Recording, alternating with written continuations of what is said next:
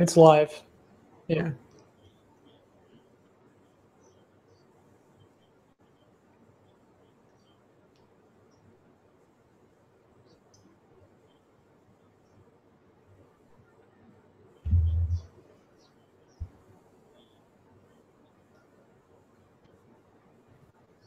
Hello. Yes, yes. It is.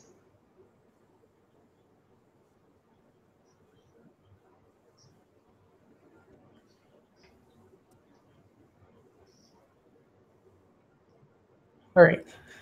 I'm Ethan. I edit and write for The Strangest and come up with ideas for the stream. And I gotta kill the volume to this. Okay. But happy Friday the 13th. We're going to start with some Friday the 13th stories that I found online, because we haven't started with stories in a while. But man, there's some depressing stories. Don't Google Friday the 13th unlucky stories because it gets dark fast. So I can only imagine. I know. So I'm really glad we have MichaelScot with us. So introduce yourself, Michael, and your channel. So hello, my name is Michael. It's my first channel. I've been on YouTube for, I want to say 2.5 years, but some of my older videos I have put to private because they are dreadful and I don't want them to see the light of day anymore. So yeah, I've been on YouTube for like 2.5 years around there. Yeah. So were you originally doing horror or paranormal stuff? How did you get into it? Originally when I started YouTube, I was doing just kind of like travel vlogs when we would go to Disney or we would go on vacation. But I found that I wanted to start doing more and incorporate more of the things that I'm really passionate about. And one of the things that I'm really passionate about is the paranormal. So I thought, why not start talking about that on my channel? And when I first started introducing the paranormal, I started doing a thing called Scary Story Sunday. And every Sunday I would tell either one of my viewers scary experiences that they've had or one of my experiences. And it kind of just took over from there. And I gradually started doing more and more paranormal and doing less of like the vlogs and stuff on my main channel.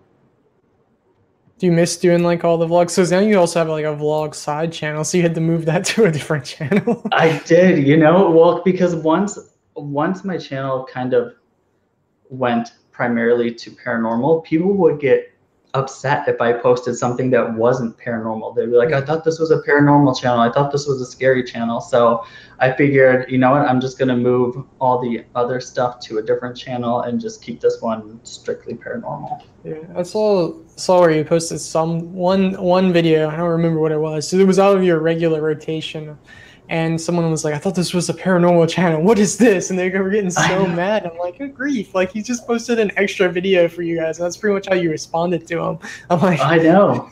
People get so, like bent out of shape. And during that time, I had a set upload schedule of, I think it was Wednesday, Friday, Sunday. Yeah. And I posted the non-scary video on a day that I wasn't even supposed to upload. So it was like a bonus video and they still got mad. So yeah. What can you do? I mean, people are really, I don't know, they get really upset over the smallest things. Like I was talking on Twitter with Goodnight Goosebumps about people getting upset when you cuss on a video. Like we had one video where we were like reading like a quote like verbatim, and they got so upset that we used the cuss word. But like the video was like super dark about murders and people dying and stuff. I'm like, I think that's a lot worse. If you're watching the video, man, you should be prepared. So exactly. I used to try and stay away from cursing on my channel, but lately I'm just like, I don't care anymore. And I'm like, whatever. Fuck it. Yeah. Exactly. Yeah. So, can everyone, sorry to interrupt, can everyone hear me? Because we were here, people were saying, you can hear me? Well, can anyone in the chat hear me? Because like my mic, they should be able to hear you. Yeah, my mic stuff is all screwed up. It's okay. Yeah, y'all continue. If you can hear me, let us know and I'll shut up. We can now, sweet. We're good. We can hear you.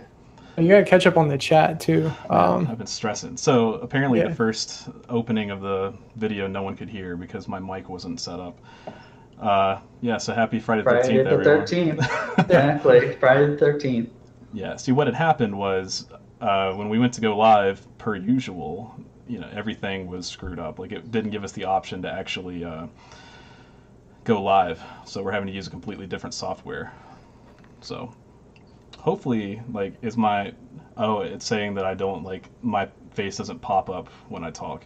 Well, that's great. Anyway, you guys continue. Okay. I'm gonna figure this out. You can just stay in the shadows. It's no big deal. Yeah, you guys talk. I'm gonna figure this out. Okay, hold on. Let me try to catch up on someone. All right, what got me the attention to the chat was someone asked you, "What's your dream haunted location, Michael?" Oh, so okay, it's a little controversial because not everybody buys the story of it, but I would love to go to the Amityville house. Whether what happened there, is real or a hoax, there's still a lot of death in that house, and just the story and the history behind it, I think that would be like my dream spot to go, because I think that's probably one of the first haunted houses that I've ever heard of, and probably one of the reasons why I got interested in the paranormal. So if I had to pick one, it would definitely be the Amityville house. No, that's definitely a really good choice. So what was your first thing that got you interested in the paranormal? How did you start? Like when you were young or however old?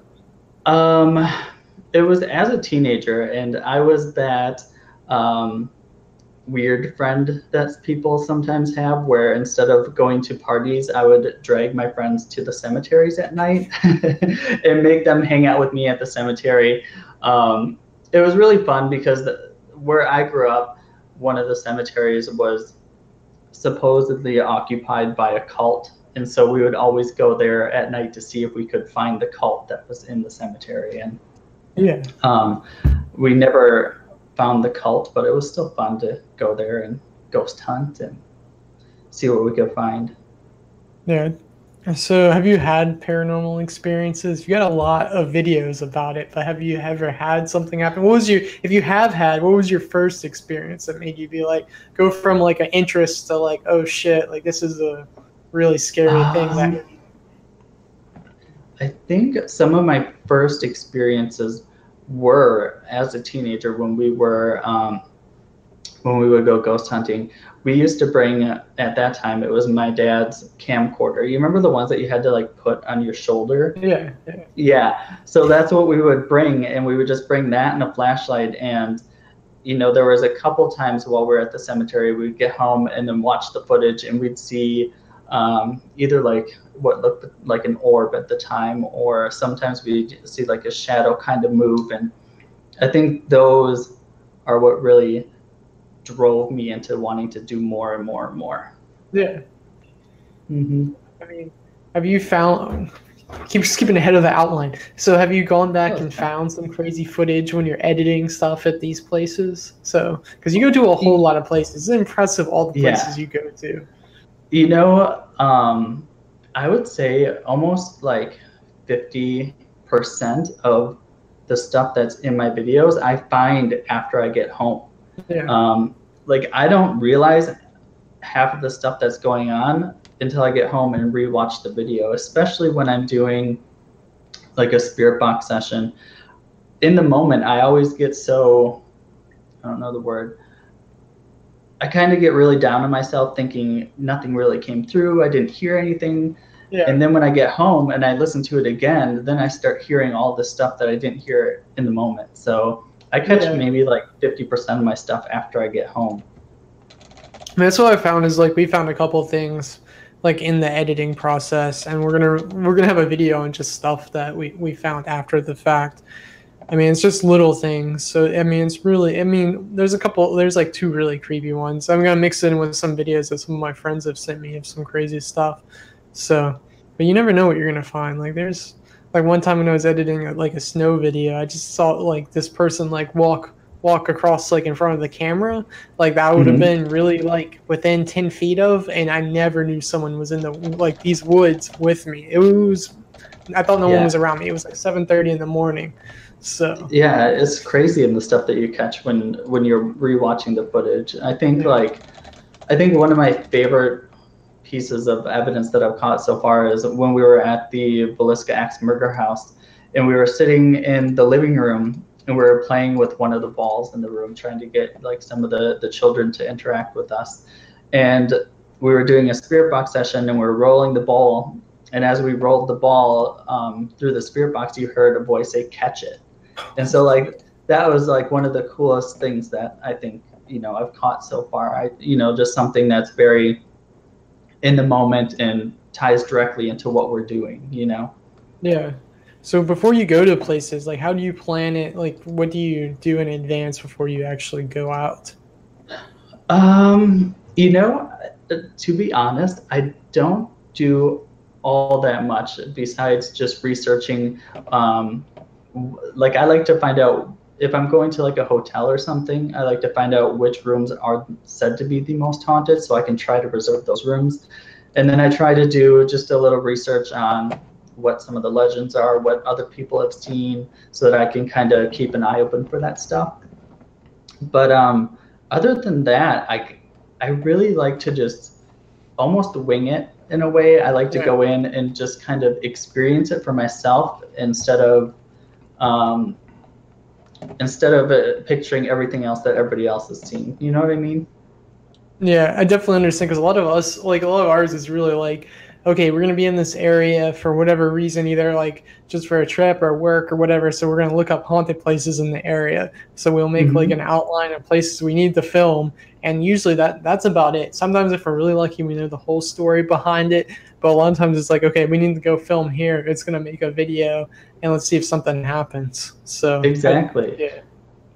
Yeah, that's how it was. I was just in Kansas at the Sally House, and while I was there, I knew I wanted to film something besides the Sally House because when I go to a location, I like to make the most out of it and record as much as I can. So, you know, I didn't know any places until I got there, and then there's a website called hauntedplaces.org, and I can just pull up whatever haunted locations are within that area, and then I'm like, all right, that one looks good, and let's go. Yeah, it's literally what I do in Google. It's just like haunted places in, type in the city name. Let's go. Let's see how it goes. But it makes it fun though, because and plus, I think like looking up haunted stuff, and if you can really if you can read the source beforehand, you learn like a deeper history behind the city and stuff. So I mean. If we have time and if the city has it, we'll do a ghost tour too, just so we can hear someone else's perspective of it besides like the internet or what the books say, because you never know what you'll find. So yeah, that was some of like when we went to New Orleans. That's one of my favorite things to do there is to go on the ghost tours within the city and walk around and hear all the history behind, you know, different buildings and locations. Yeah. Hold on. Carrie's saying that you should, are you tuned in like watching the live stream or the chat? Can you see the chat? Oh, yes, I am. Sorry. Okay, no. That's the first. I only saw that one because it was highlighted. All right, let me try to catch up on the chat for a second. They're talking about Blake struggling. He disappeared for a second. They talked about Ohio State Reformatory. I'm about to try something. If everything like goes black, just know it's going to come back. So, got a theory though. So I'll keep doing your thing. Okay. Hello, everybody in the chat. How's everybody doing? Yeah, someone familiar names down there. Yeah. Let's see, someone was talking about Alcatraz. Weird World just did a video on Alcatraz today. I wish I've been to Alcatraz twice now, and both times that I went, it was before I started my YouTube channel. It's amazing. Like I would love to go back there, and I don't know. I don't know if they would let people do investigations after hours, and if they do, I'm so sure it'd be very expensive. That's where they make their money. Now, I went to Alcatraz as a kid too. Before I was into I was into paranormal, but before I ever imagined YouTube being a thing, and it is really a creepy place. It's big, man. I mean. It's exciting. I like going to places like that. What's been your favorite place you've gone to? On my channel or outside my channel or just in general? Either or, like anywhere you really felt a connection to, just anything you really like. I think one of my favorite places was one of my favorite places that I've gone to was the Winchester Mystery House. It's so beautiful, and you know the story behind it, and Sarah Winchester, and her little quirks and nuances throughout the house. It's just amazing to see the scale of it, you know, in person. Yeah, I can only imagine. That's a crazy story behind that. I would like to go there. I'd like to go to the Stanley Hotel. There's just a lot of like that, and like the Amityville Horror House you mentioned earlier. Like those are just like classic places that you have to go. It's really cool that you actually were able to go. So did you do a tour of the place, or like what was it like? Yeah, I did. We went there a couple times because I used to live in Northern California. So we went on 3 different tours. We did like their normal tour, we did the Christmas one, and then the Halloween tour. And if anybody's there during Halloween time, definitely go to that one because it was just the most fun. And there's a couple little surprises that if they still do it, I don't want to give it away. But the Halloween tour there is really fun. Yeah. When you go to places, what do you take with you? Like I've talked to you before about cameras. What else do you take with you? So I always take my regular camera and my night vision camera. I'll take my spirit box, my Ovilus. I like to take an EMF detector, even though I don't use it that often. And then I take a laser grid with me. A lot of people will bring a voice recorder, and I don't bring one that much because I feel like the camera audio works just as well as for catching EVPs as a voice recorder. So I just use my camera as a voice recorder. Yeah. But those are the main things that I bring with me. I think if you only had to take like what's your go-to thing? Like if you only had to choose, like pick up like 1 or 2 things, like what's your must-have when you go to a place? So I think number 1, and this is kind of going to be, it's not really technically a piece of ghost hunting equipment. It's my camera. And the reason I say my camera is because you can snap pictures and catch photos of ghosts. You can catch video of them, audio, all by using just one piece of equipment. Yeah.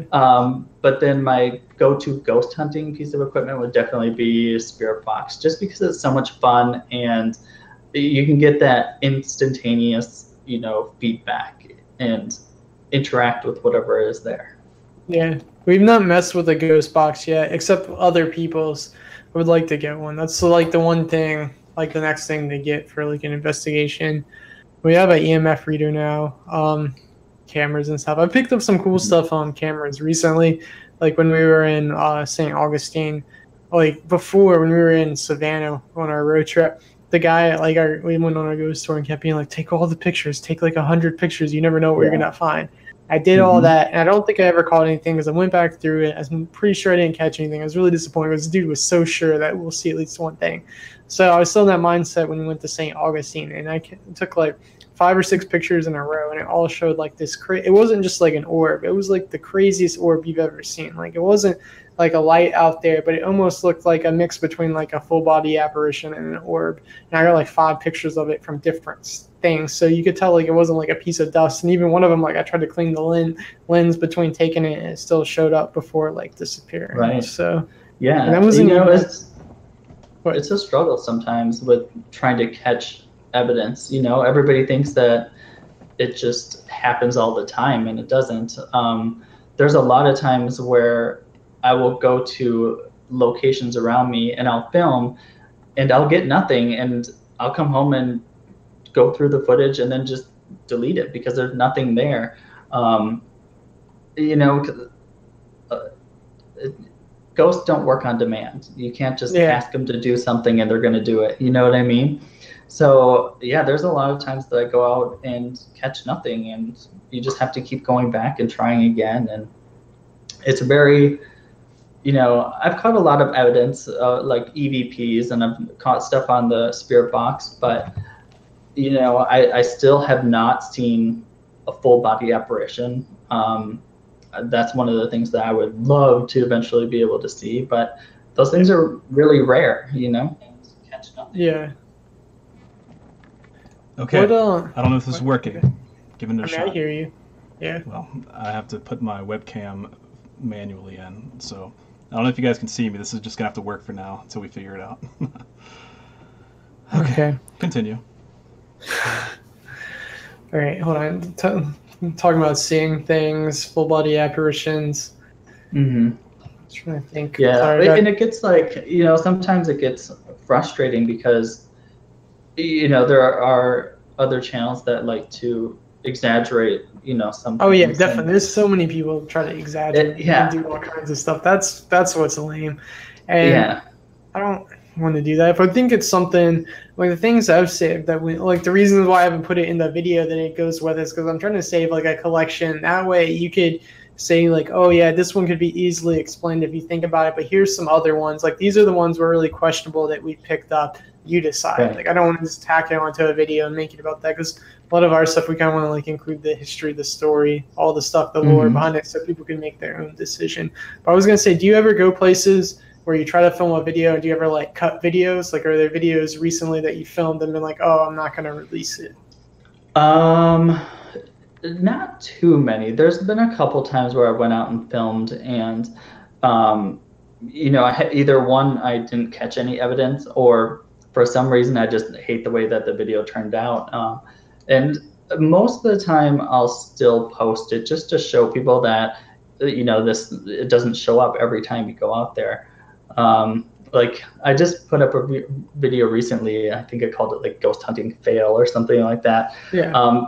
Because when we went, it seemed like everything was working against me. Like the light on the camera was too bright, so I was washed out. Then we didn't even really do any ghost hunting. We were just walking around the whole time. And so I was like, well, you know what? I'm just going to post it anyway because it's still a fun video. We're out in the cemetery. Even though we didn't catch anything, that's how it goes sometimes. So, like, for someone who's like trying to go out in there, and where do you recommend trying first? Is like a cemetery a good place? Because that's where I would go as a teenager, and kind of got me interested in it. Or do you have any other suggestions? Do they try to find a place that's like known to be haunted in their area? Yeah, like that's where I started, was going to cemeteries. So I think a cemetery is always a good option. And actually, this coming Monday, I'm doing another cemetery video during the day because I wanted to show people that you can still go ghost hunting during the day too. It may not be as spooky or scary, but you can still go and gather evidence. And I wanted to show people that you can do it during the day, especially because some people that watch me are younger. So I want to make sure that they're safe while they're doing it too. So definitely cemetery. And, like there's some places around here where I just looked up, like haunted woods, and then you can find like haunted trails or woods near you, and those are good places to go, to start out in too. Yeah, I remember going to a bunch of like supposedly haunted places in our area as a teenager, trying to go. Like I had, I guess, the initial idea for the Strangest ever since I was like a teenager, because I used to read these books, like called Weird US, that had a bunch of like strange and haunted places in the area. And I got the Virginia one, and then the Carolinas one, and we'd try to go to a couple of the places. But that was when YouTube was in its infancy, and you still had like flip phones and stuff, so you couldn't really record that much. So, I have that exact book that you're talking about. I have it for California. Yeah. But I still haven't gone to a lot of the places in California, just because I'm not much of a driver. I don't like to drive because it just seems like it takes forever. Yeah. So that's kind of why I haven't been going. But yeah, I need to kind of step it up in my state a little bit. I mean, California is a big place too. Like it's pretty big. They're supposedly going to split you guys up into like 5 states. I know. It's so crazy. I don't know if that'll ever happen, but yeah, like we used to live in Northern California, and when we moved to Southern California, it took us like 6 hours just to drive down here. So yeah. Which one do you like better? Definitely Southern. I like the warmer weather. I like that there's a lot more to do down here. Northern California is great too, but it gets a little too cold up there during the winter for me. I don't know. How's the traffic compared to Northern California? Because I mean, I hear driving in California is so rough. Driving in Southern California is horrible. It is absolutely horrible. I think without traffic minutes to get to work in the morning, but it usually takes me more than an hour with traffic. Damn, it's hard to even imagine. So how do you have time to do all this stuff? Like, you work, you have to commute now. Like, what else do you do? Like, how do you manage your time? Because you seem like a superhero when, like, all the stuff you put out and do. I'm just, as a person, I like to be busy. If I'm sitting on the couch for more than an hour or two, I'm bored and I'm like, okay, I need to get up and go do something. So usually during the week I work, and on the weekends is when I do most of my filming. And I try to, I've been doing a lot more like series on my channel where, I can make going to this location a week-long event on my channel. So I try to film enough for that whole week so that I don't have to worry about going out again and filming, and then that gives me more time to edit the videos. Yeah, I understand. How long does it take you to make a video? But like, if you go there, film, edit, all the stuff that goes into it. So usually, like if I'm just going to a location for like the evening to film there, I'll usually film for about 2, maybe 3 hours at the location. Sometimes 4 if that's kind of at the larger end of it, but usually around 2 or 3 hours. And then to edit, it usually takes me, I want to say 4 or 5 hours to edit a video. Yeah. What about your thumbnails? Your thumbnails are insane too. You got some really good thumbnails, man. Those, I would say, probably takes me maybe like 45 minutes to an hour to edit a thumbnail, depending on, it really depends on my creativity that day. If I feel like I'm in this like creative slump, it could take me a lot longer. But if I kind of have an idea of what I want it to look like going into it, then it takes me a lot less time. Because I was going through like all your Twitter pictures and like your Instagram, so I'm trying to find like how to make a thumbnail here. I'm like, damn, he makes so much better thumbnails than I could ever attempt to do. Like, some of them are really good. It takes, I mean, it's just practice too. Like, looking back at some of my older thumbnails, I'm like, what the hell was I thinking? Why did I make it like that? Or, you just kind of, it's one of the things that you have to learn on YouTube is you have to learn what's going to make your video clickable. You know what I mean? I don't like to do clickbait stuff. I like to make my videos enticing so that people will watch them. If I put something in the title like a ghost said my name, whatever, in the video the ghost will say my name. I'm never gonna lie in my titles. So it's always gonna be pertaining to my video. Yeah. Now we struggle to come up with like things to make people click and stuff. Because I mean, even now, like since the YouTube stuff changes, like if we're lucky, like 5% of our views come from subscribers. Like I don't understand it. YouTube's a little depressing when you think about it too much. So it's really hard to get people to just click on a video, especially with all the like outrageous channels and people that are out there right now. If you don't have this huge over-the-top personality that's in people's faces, it's hard to gain attention sometimes. Yeah. How did you start out like when you started your channel, how did you start like growing it and marketing it? Does everyone else in your real life know you do this, or how did you start out? They do. They didn't at first, and at first they looked at me like, okay, but why are you doing this? But they all know now.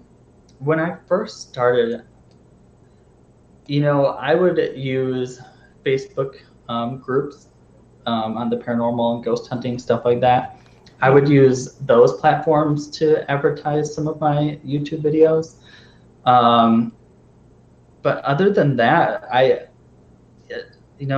really didn't have a set strategy, because when I started doing it, and even now, I always wanted it to be a hobby and something that I just enjoyed. I didn't want it to feel like it was a job, or I didn't want it to feel like I had certain expectations of when to upload, and you know what I mean? Yeah. So I didn't want it to. I set out for it not to be more of a job and more of a hobby or a passion. Yeah. Would you ever want to be like Haley asked, would you ever want to be a ghost hunter or like a YouTuber full time? Like, do you ever see yourself doing all that? I would love.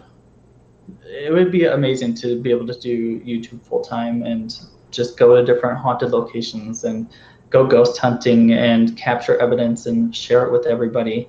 I would love that. I don't think I would ever want to do anything outside of YouTube. Do you know what I mean? Like I'm not the type where I wouldn't want to do like a paranormal TV show or anything like that. But come on, I think you could have a TV show though. Oh my god, I am the most awkward person in the world. Nobody wants to watch me on TV. So you have a good editor, man. Just film a bunch and just let them edit it together. So. I know, right? That's actually my favorite part of creating the video is doing the editing. By nature, I am generally a shy, quiet, introverted person. So for me to start filming myself, it was really awkward for me at first. That's hard to imagine. You don't seem like that way on camera. You like do such a good job, like just talking in front of the camera, and then like when you go places, that's hard to see you as being like quiet and an introvert. Yeah, so. I know, and it's weird because when I'm talking to my camera now, I'm fine. I feel comfortable. But as soon as like say I'm doing a collab with somebody and they're next to me with their camera, all of a sudden I freeze and I don't know what I'm doing anymore. Yeah. You know what I mean? So I don't know. It's just weird that you become comfortable with your own camera and it becomes like, somebody sitting across from you talking to you. Yeah, I mean, that's one thing I really like about it. I mean, you seem like so natural when you do it. That's why I wouldn't have ever thought. So when you do these collaborations, you get nervous? Like it's different? It changes the dynamic? Are you nervous? So, I do. Do we make you nervous? I was so nervous because I've never come on anybody else's, like I've done live streams on my channel, but I've never been on anybody else's live stream. So you guys are my first. How do you like that? You were our first collaboration. See, I just wanted to, return the favor. Yeah, well, you're our first time using this new software, so that's cool too. Look at you. We'll see. But yeah, I get super nervous doing collabs.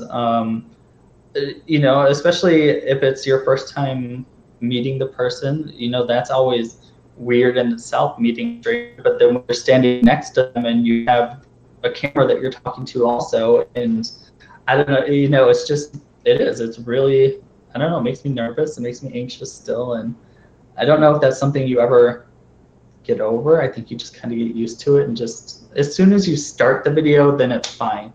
But as soon as starting it. Yeah. Well, Jeff McCord said MichaelScot is one of the best paranormal investigators. So.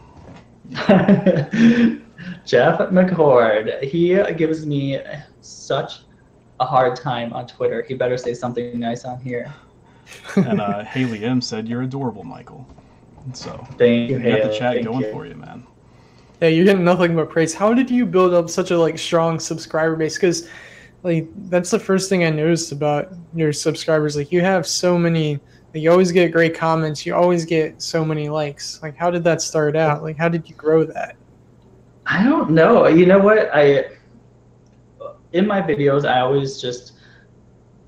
wanted to always just be myself. I never wanted to put on any type of persona, anything that I would have to, act a certain way while I'm on camera. And I just wanted to be myself, and I always wanted to just connect with other people that were interested in the same things that I'm interested in. And I think, I'm very, very lucky to have such an amazing group of people that watch my videos and like to interact with me. And we have all grown as like a community and grown as friends. So I think, the important part is just sitting down, getting to know people that are talking to you on your channel and listening to their stories, and not just listening to their stories, but being interested in them and, getting involved and talking back to them. And I think, you just have to grow a real friendship or a bond with those people.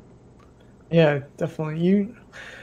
like talking about like when we did the collaboration with you, like we grew like 100 subs in like a day and a half. Like when we did the Weird World collab, which is like a giant channel, we got 100 subs off of that. Like you have a strong subscriber base, man. Like for your size, I'm sure it's only bigger now because you've like since then you've doubled in size. So yeah, that's awesome because I will collab with any channel that I feel like is like honest or putting out good videos or really passionate about what they're doing. I don't care what size or how many subs they have. And another thing about it is when I do a collab, I want to make sure that if I'm telling my subscribers to go watch a channel, I want to make sure that I like the channel too. Like I don't want to go into a collab just to get something from it and then tell all my subscribers to go follow a channel that I'm not even interested in. I want to make sure that I'm referring them to people that I like and I think they're going to like. And I think that's kind of how you build a rapport with people too, is you're not just, treating them like currency almost. You know what I mean? Yeah, you want to be genuine. So you don't want to, I mean, you only have so much credibility. You can tank it real fast with YouTube, like some people do. Right. So you don't want to do that. And that's the thing too. I like to be known, or not known as, but I like people to know me as a paranormal investigator. So when they come and watch my videos, I want them to know that it's going to be authentic and what they see is what they get. And, it's not going to be fake evidence. And I want them to know that everything's going to be truthful, Yeah. But that's one of the things that I think people, when YouTubers are just starting out, the thing with collabs, I think everybody thinks when you go into collab, you're just going to all of a sudden grow this huge amount, and it doesn't work that way all the time. Sometimes you'll get a good portion of subscribers from the collab, and sometimes you'll just get a little bit, and it just depends.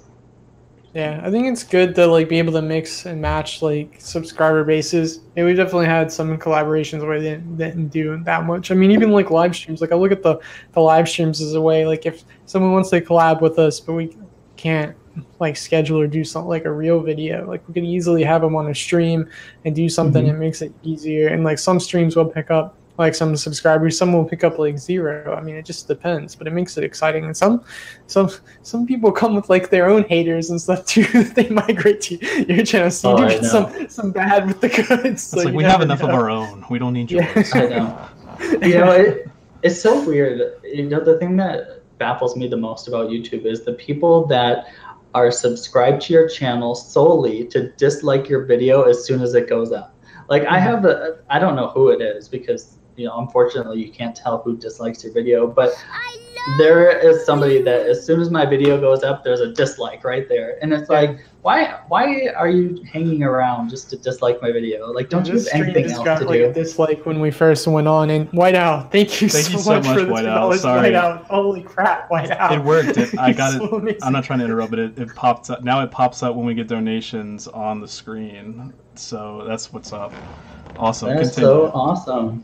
The perks of struggle. That was amazing. I can't. My webcam doesn't work right, but hey, we got cat bug, so that's cool. Continue. Carry on. Yeah. But yeah. No, I'm sorry.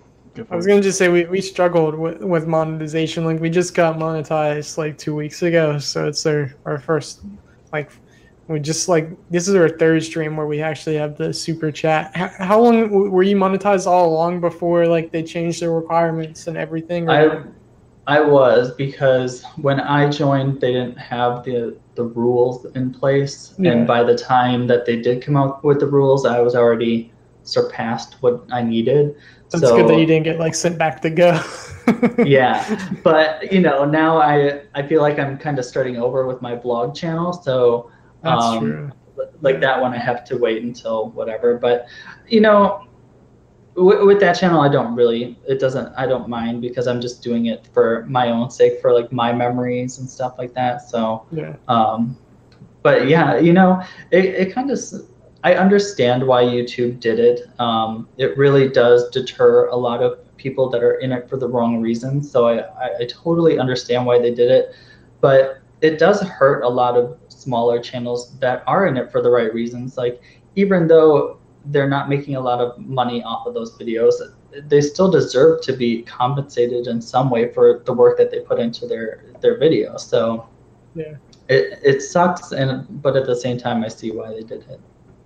yeah. Ours, I was just worried about, like, since we weren't monetized, like, how was the algorithm reacting to us? We didn't know how to, like, what we were doing, because some of our stuff is really out there, so I didn't know, like, how the unsolved stuff was getting hit. Because the last thing, like, we've been seeing stuff where people get monetized but get it all, like, taken away. So it's like, I didn't want to fall into that. So it's nice. We're, like, in the middle right now. So hopefully we stay there. We're getting more in the green. So, yeah, and it's one of those things too. As your channel starts to grow, you show up in other people's recommendeds, and it kind of snowballs almost. It starts to grow a little bit faster and a little faster, and you just have to keep going. And I just tell people, focus on the quality of the video and not necessarily the quantity.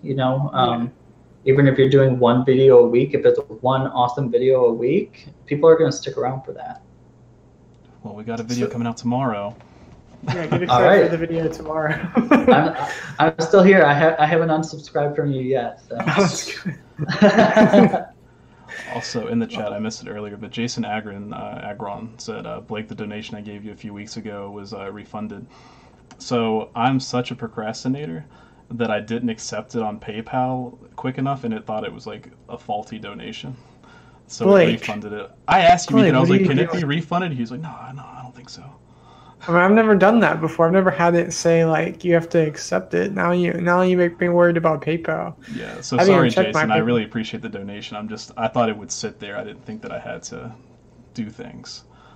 I'm awful. All right. Haley said that she was starting a channel. Yeah, definitely start a channel. I see a lot of people, like, still on the fence about starting a channel, and even us, like, we were on the fence about starting a channel, because I mean, it seems like YouTube is becoming more corporate. You have all these people coming in, media companies dumping a bunch of money into where they could basically have, like, a studio set up. So it does make it seem hard for someone still starting out, but do it. Just make videos. It's fun, and you have, like, people that'll help you out in the community and talk you up, so it makes it fun. So how did you get started in the community, MichaelScot, like dealing with, like, talking with other creators? Because us, it was like we waited a while before we talked to anyone else. It's hard, because it can be intimidating talking to channels when you're first starting out, because like when I first started, my channel, I think I had 2 subscribers, like my mom and my husband. That was it, and when you're first starting out, a lot of people do look at just numbers. But I don't know. I think what I try to do is just make a real connection with people. So, if you're really interested in a channel and you think their content is awesome and you want to someday collab with them, just try and be friends first, see if that meshes out. Like, just always go into it not really looking at it as like a business thing, and just let the person know, hey, I really like your stuff. If you ever want to work with me, that'd be really awesome. And if you don't, like, then that's what I noticed. Like, people are a lot more friendly than you'd expect, or at least they're more open to at least just talking to you and just seeing what your ideas are and stuff, and if you have questions. Right. So, I mean, it helps to have someone to talk to and bounce ideas off of, especially with the way things are changing and stuff constantly, and you don't really know exactly what to do. So yeah, it's hard to keep up with. It's we all are just kind of chasing our own tails, wondering how to use YouTube. So it's nice to have other people to talk about. It's like, hey, we're struggling. Are you struggling? Oh man, good times. Mm-hmm. Yeah. Like, I have no idea what I'm doing half the time. I just make a video and put it up, and I'm like, okay, cross my fingers. Like, hope it does well. But like, it's hard, and it's I try not to look at numbers too much, because it can get really discouraging. Even like, look at my channel, for example. I have 5,000 subscribers, but I get a fraction of views. And a lot of people get really discouraged looking at subscribers versus views. And for a while I did too, but now I'm just like, you know what, even if, like, I don't even care. I'm like, as long as somebody's watching this and somebody likes it, that's all that matters, you know? Yeah. Try not to freak out about that too. I mean, if you look at even big channels, they're getting just like they're getting millions of views, but then they'll have like 10 or 20 million subscribers, and they're only getting like, I mean, it's a problem with everyone almost, and it is discouraging when you think about. I mean, it's cool that people are seeing it, but then you think, what if it's not showing up, and so you have the whole like conspiracy that's not showing up in people's feeds and everything, even if they bell up and all that stuff, and that's a little annoying. Yeah. Try to focus on making content and try to not overanalyze it, because if you start overanalyzing it, it's rough.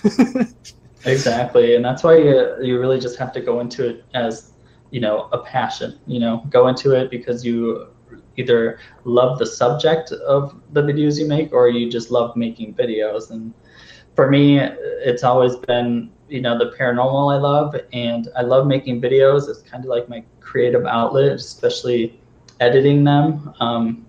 So that's kind of what I focus on, is, you know, the paranormal and doing my edits. Yeah. When you do rituals, like how did you get into doing that? How long have you been doing like the creepypasta ritual type things? You know, I just recently, you know, it's one of those things where they're fun to do. I don't really believe any of them. I don't think I'm going to do a ritual and see Bloody Mary or Slender Man's going to show up or something like that. But I think they're fun to do, and you know, a lot of people just wanted to see them for a while. I think the games are kind of, the paranormal games or rituals, I think they're kind of slowly fading out now. But they were still fun to do at the time. Yeah, we've talked about trying to do some, but we've not filmed them. We one like 2 or 3 weeks ago, we were at Blake's house filming a bunch of stuff, and that came up. We should do a quick like ritual, but we didn't do it because we ended up filming other stuff. But I think it'd be fun. I mean, it's the whole idea. Like, I'm not completely sold on EMF readers, but stuff like that, it makes it exciting if it starts going off and you're somewhere. So the whole idea, like, oh, we're gonna try a ritual. If something does happen, that's exactly. Yeah. And you know, and I would do rituals. Like, I plan on doing more rituals and stuff on my channel, but next time I do it, I kind of want to be a little bit more investigative about it. Like, I would like to use my spirit box while doing it or something like that, to see if I could really catch any evidence while playing the games. So I think that'd be cool.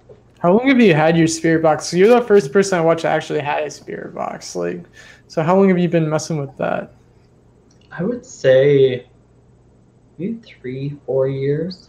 Yeah. Like that. We did a ghost tour in Savannah and one in St. Augustine, and they both had them. So it was our first time seeing it in person. So they do make things exciting. They are. Hold on. I think somebody was asking how many creepy dolls do I have, or do the creepy dolls have a story? White Owl has. I don't really have any stories behind the dolls behind me. A lot of them.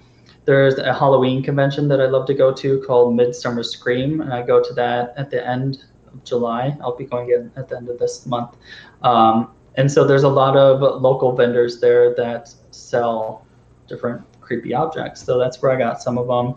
And then other ones I ordered off the internet. And I don't know. I've always loved horror movies and just spooky, eerie, creepy things. I've always loved Halloween, and I just like to collect them. Yeah. I think I always thought those were creepy. I used to have a haunted doll that would sit on the desk in my office at work, and it was pretty creepy. But I mean, there's something about them. I have a friend who does like antique stuff, and I thought about like maybe doing like, dude, if you ever find something that's super creepy that you don't think will sell that well, you should just let me buy it off of you and just keep it around in the background or something. So somebody else asked what sold you on the spirit box, and for me, I like the instant gratification of it. You know, asking a question and seeing if you get a response and hearing that response right away. It's important though, when you're using a spirit box, that you're listening for intelligent responses. You know, like if you ask it to say your name and it says computer, you know, it's not really anything spiritual. It's probably just picking up on a radio station. But if you say my name and it repeats your name, then that's something that you could count as evidence. So that's kind of what sold me on the spirit box. Say my name, iceberg. Say my name. Sorry. Were you answering what sold you on the spirit box, or no, you can do that. What was the other one? Shit. What's the one piece of equipment that you do not quite trust? For both of us, we're all supposed to answer that. So for me, I know a lot of other investigators will use them, but I don't trust apps that come on your iPhone, just because you never really know who created the app. You never know what kind of programming is behind it. So any type of ghost hunting app on your phone, I don't really trust those, but other people do, and if they want to use them, that's okay. It's just, personally, I don't really trust any apps on the iPhone. I think you should. I mean, sometimes they give good stuff. Like, you'd be looking at it, it's like, order from wish.com. Holy shit. I know, right? I know. Well, because it's, because you hear all the time about how your phone is always listening to you. So it makes me wonder, if I'm using a ghost app and it's repeating things that I want it to say, is it really listening to me, or is it really the ghost? You know what I mean? Yeah, I remember when I was younger, we used to use the, I think it was, what was it, Ghost Radar? And, we were just kids going around to creepy places because there was nothing else to do in our town. And we were on some back roads that was supposedly haunted. And I'm driving back on the road, and it's like, stop. And it's like, okay, we'll stop. And then it says gate. And it's like, there's a gate right there. And then it said children. I'm like, no, sorry, I don't care if it's real or not. Bye. But yeah, no, and it's one of those things where it could be legit, and that it could be giving you real information. It's just, I'm not sure. Yeah, if I was a ghost, I'd be a lot more to the point. I wouldn't be so cryptic. It's like, I know, right? First word, hey. Second word, listen. Third, I'm a ghost. Instead, It's like, sky, grass. Yeah, they might get lost in ghost translation, man. You never know. They might be struggling to get that out. That should be a movie, Lost in Ghost Translation. They might have a ghost stutter they're trying to get across. One of my, I got one of my newest pieces of equipment is the Ovilus, and I got that maybe 6 to 9 months ago, and I was so excited to get it because I've always seen it on other like ghost hunting shows, and how I just thought it was so neat how it would say the words to you right then and there. But since getting mine, I have gotten no like credible evidence from it at all. It never gives me any intelligent responses. It's always just randomly spitting out words here and there. It's like concrete, wood, computer, fail, and I'm like, what is going on? It just hasn't worked for me. Unsubscribe. What? I know, right? Yeah, the only equipment I've really used personally is when we went to... Shit, White House. Sorry. White House, stop. No, don't stop. So awesome. Awesome. No, thank you so much, Mike. And we get to see Catbug again. I'm so excited that I finally get to use that. But that is so awesome. That's really awesome. Like, this whole being monetized thing is like... But if you guys who are watching this haven't subscribed to us and MichaelScot. Hit the bell button. We got a video coming out tomorrow. When is someone asked earlier, and I didn't even ask you, are you having a part 3 of the Sally House? Like, when is that coming out? I am. It's coming out later tonight. Oh, damn. Look at that. Subscribe. Definitely subscribe to MichaelScot. And also, not trying to pressure anyone, but if you subscribe to us during the stream, it'll pop up again with something different. No pressure. See? Yeah. I don't even know what you were saying. I'm sorry I interrupted you, Blake. You're fine. But, what was I going to say? Oh, yeah. The only equipment that I've actually used personally is dowsing rods, which was interesting, but, it could be... You used the EMF reader, too. Oh, yeah, I did use an EMF reader. That was recent. Both of them, really, they're kind of meh for me, because they're both used to detect other things, like, magnetic waves or, wells, stuff like that. But, I mean, I did have a reaction from St. Albans with the dowsing rods, but I don't know. If they call us back... They actually provide the dowsing rods and little equipment when you go to investigate, so we could do that if they call us back. I know. I really wanted, I was on them. I'm pretty persistent when it comes to stuff like that. And I was emailing this lady day after day and trying to call. And when I call the number, it just goes right to voicemail, but the voicemail's full. And so I'm like trying to get us in there, and it was just not happening. And I was getting so frustrated. I'm like, okay, maybe somebody else will have better luck trying to get not listening to me.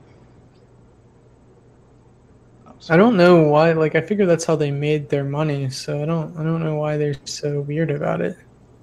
Yeah. Thanks, Jeff, for subscribing. We appreciate it. That's awesome. Was that Jeff McCord? It was. Thanks, Jeff. He's another one that gives me a hard time on Twitter.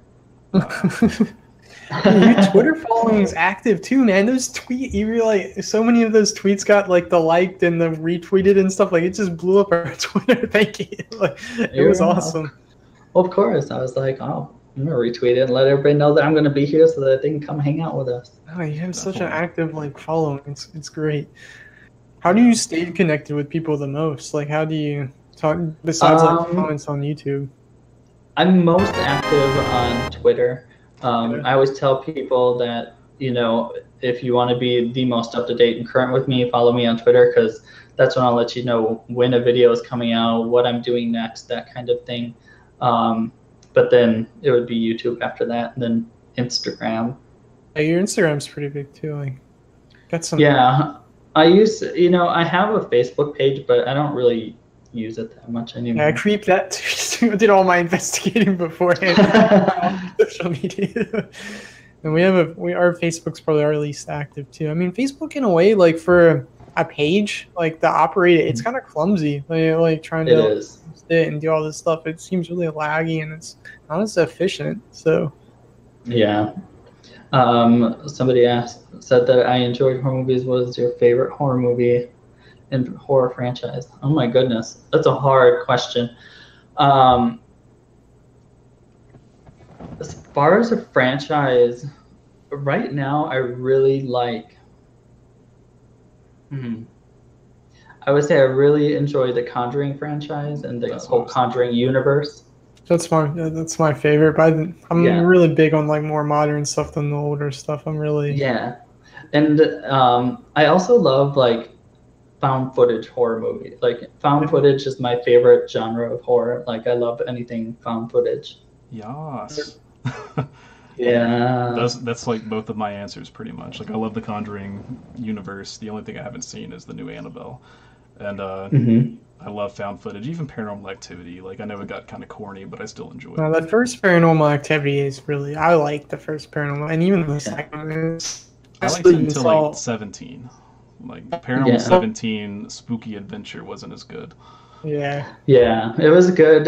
Paranormal Activity, I think the first 3 movies were really good, really solid, and then after that it just kind of started going downhill, but I liked them.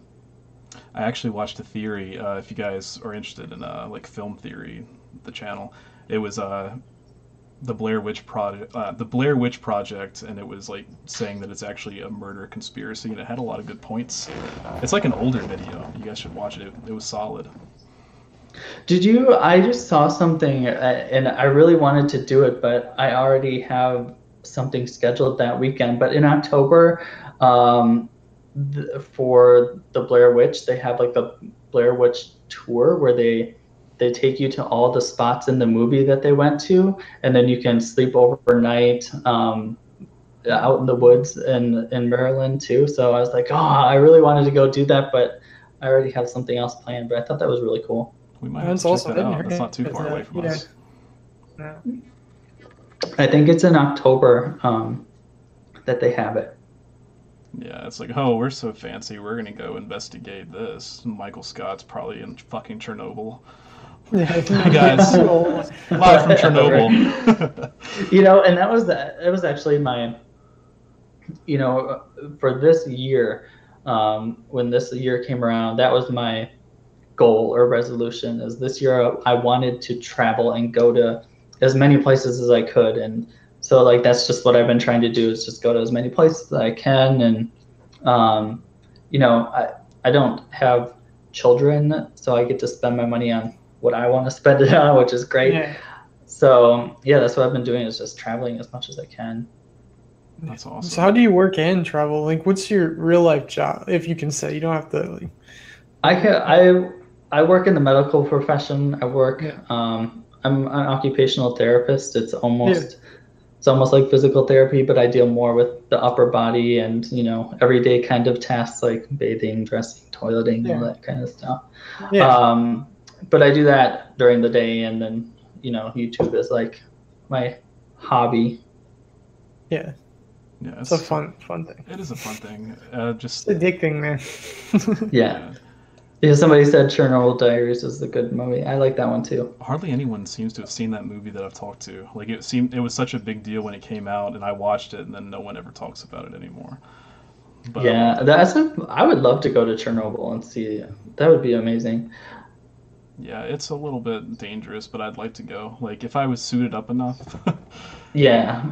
Somebody mentioned it in the comments, have you guys seen the Grave Encounters movies? No, that's the second time I've heard about it from the chat, I think, and I've been meaning to watch you guys, it. No, you have to. There's two of them right now. They're so good. You have to watch them. That sounds good. And you said it's a found footage, or? Yeah, it's found footage. It's they're not like, they're kind of more like indie, kind of like B movie, but they're really good. Yeah. Haley said, I'm still learning how to edit my videos. Right now I'm using my phone. It's okay. You gotta do what you gotta do. Like, yeah, Ghostwatch uses his phone to edit his videos, so you can do it. Yeah. What editing software do you use, MichaelScot?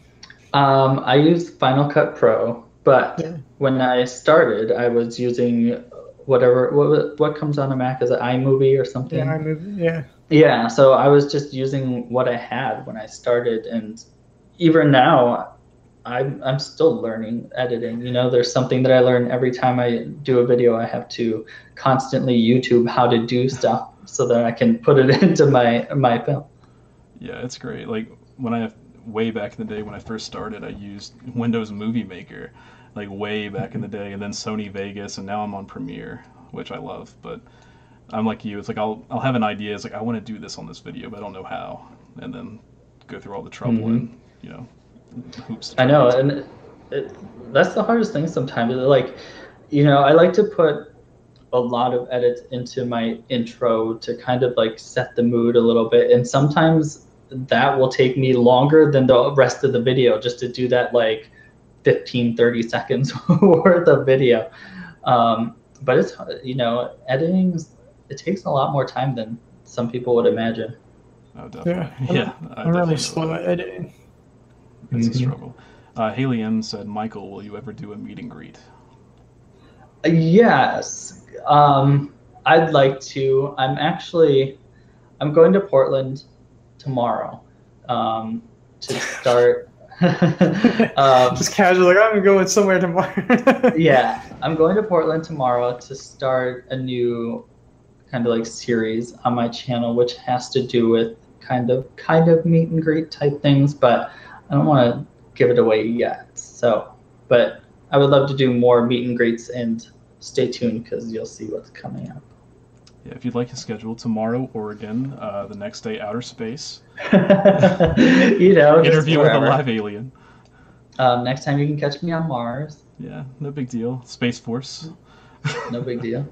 But no, that's awesome. Like, I love traveling, so the fact that you get to go to all these cool places is really neat. Like, I love just going to Louisiana was a huge deal for me. So like, seeing you get to go to all these places, like you were in Canada, weren't you? Like, I was, yeah. Yeah. The beginning of this year, I went to Canada to film with Brittany, and we stayed at the Royal York Hotel there, which was really cool. But yeah, you know what I do is sometimes what I'll do is just go on and start looking at different airfares and see where it's really cheap to go to, and then find a location around that. You know what I mean? That's a really good idea. I've never considered that. That makes it a lot smarter. Yeah. And so, and it's fortunate too that I live by LAX, which is a huge airport. So a lot of times I can find fares for pretty cheap since it is such a big airport. Yeah. But yeah, just that's what I do is I try to find where is it going to be cheap going to, and then I just kind of find a location around there. Awesome. Yeah. Well, we should be pretty cheap. There's nothing here. I know. It's like, I can get there for $20. That's a bargain. I know. There's a couple places I want to go out. I think, like, I would love to go to the Trans-Allegheny Lunatic Asylum. I think that would be. But I need to get more people to come with me because it's expensive. Where is that at? I want to say West Virginia. We can do it. Oh, yeah. Volunteer. Yeah, we could definitely do it with you. Yeah, I mean, we could definitely do that. West Virginia is not bad for us. Oh, I know which one you're talking about. Oh, man, I can't believe I didn't make that connection a second ago. Yeah, we could definitely do that. And also, it's been requested a lot for us to go to the, oh my God, I'm blanking. They literally mentioned it earlier. It what is it, White Owl? Yeah, but someone mentioned it earlier. The Waverly Hills. Oh, Waverly Hills? Yeah. I want to go there too. It was, so I tried to get in there, but their private overnight tours booked out really quick. Like as soon as they released them, they booked up so fast. So next time they do another schedule, I'm going to have to be a little quicker. It's crazy. Like I'd love to go there, but it's crazy to think that these places are, the people are actually brave enough to book these places throughout, even St. Albans. It's like it's through November. It's like that's crazy. Mm-hmm. It's like we've been struggling so hard to find people that are brave enough to do it with us, and like people are just finding it easily. So I don't know. Yeah, it's hard to find locations sometimes just because, like you said, either they're booked out or some of them are really expensive. A lot of places to rent out the entire facility, a lot of them want like $1,500 for one night or up, That's where they make bank. Like that's what I was saying. They make some awesome money off of it. Yeah. No, talking about the Trans-Allegheny Lunatic Asylum. All right, near there is I don't know how within a couple hours of there is Harper's Ferry, which is supposed to be really haunted too from Civil War times, and they have some crazy ghost tours there. It's supposed to be one of the best ghost tours in like the Virginia area. So yeah, that'd be awesome. Yeah, I'd love to go there. So if St. Albans doesn't work out, we can try and get into like Trans-Allegheny or something. We can get some more people to go and just get it, Definitely. I think it'd be awesome. Now, one thing that's kind of funny about St. Albans, I don't know if the other sanatoriums are like that, but they actually prohibit you from using any type of like seance or like Ouija boards, anything that you could use to exorcise the spirits they have. They're like, you guys, if you come in here, you can't get rid of our moneymaker. Exactly. Like, you can't give them peace because we need to make money. But a lot of places are like that, where of course they don't want candles because of fire, and they don't want you to do certain rituals and stuff like that. Which I was really surprised when I went to the Queen Mary, and inside the room B340, they actually have a crystal ball and a Ouija board and tarot cards, and they have everything set up for you, like if you want to do that stuff. That's awesome. You get to visit all the places that like my childhood was like freaking out about wanting to go to. Like basically anywhere I saw in Ghost Adventures, it's like, oh well, Michael's going there this week. Okay. You're like a real life you need a mystery machine, dude. You could do it. I know. I need like a big van where I can just go from place to place. That's what we need to do. Like I've seen these, Twitch IRL people having an RV. We need to have a mystery van live stream where we just drive across the country and go to haunted places.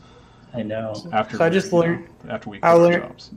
Today, this week, I just learned though was the whole Twitch Prime subscription thing, where if you have Amazon Prime, you can sub to people and give them you get one free sub and they get monies off of that. We need to start twitching more, Blake. I Twitch all the time, just not the website. It's Tourette's. But no, Twitch is interesting. I wish there was a way you could just simultaneously do both. You probably can, but it'd probably be a struggle. Look into that. You need to do also, all right, here's another thing. If you have a podcast and every time they do those ad reads in a podcast, they're averaging $20 an ad read per 1,000 listens they get.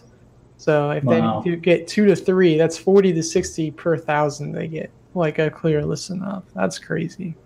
That's crazy. Crazy. Also, thank you, Christopher McCord, for subscribing. I don't know how I missed that. So thanks for Like, that. what are you doing? You're supposed to be up on this and the chat. Come on, man. I'm just trying to I make know, sure what are you that this doing? doesn't crash into into the dust. There's only like a couple things holding us up right now. It's like a rubber band and a little bit of Wi-Fi. So I don't want to push my luck. The Wi-Fi. I don't know if you gets guys have ever said it on your channel or not, but your guys' channel, was it one of your ideas to start it, or did you both have the idea to start the channel? It was kind of mutual the way I remember it. Like we always talk about how we came up with the channel. I think Ethan really he wanted to create a YouTube channel, and we both travel a lot, so it just kind of worked out. Blake was like the one who's like, we seriously have to do it.